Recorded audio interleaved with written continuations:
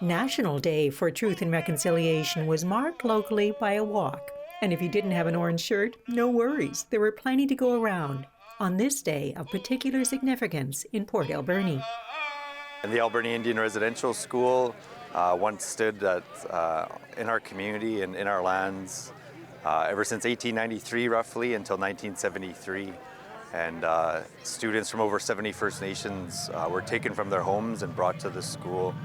And so here on September 30th, my job is to support them in that work. Today is really about survivors and those that didn't make it home. At minimum, at least 67 students passed away as students of errors, again, from multiple communities up and down the coast. And so today it's really about honoring them. As Chief Councillor, it's my job to lobby and advocate for survivors as well from the Alberni Indian Residential School. And at the end of the day, they want justice. They want to make sure that something happens out of all of this, right?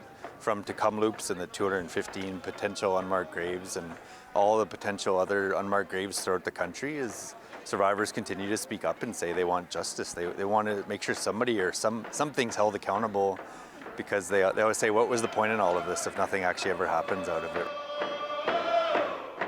You know, this act of reconciliation, I'm always really cautious because it's a complicated word that doesn't happen overnight. We haven't just reconciled and it's all over. It'll carry on forever. It's not necessarily an end goal, but it's like a process, right?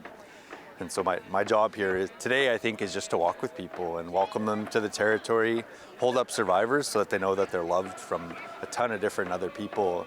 They can see it from people from all over the province, quite frankly, and the world that are standing with them. And you know, we tell some dark history about what happened at the school.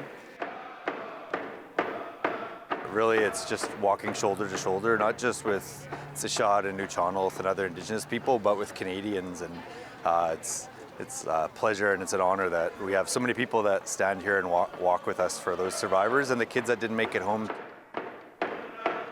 I have a little bracelet here that says, "We are still here." And I think about that when we get up and sing our songs and speak our language.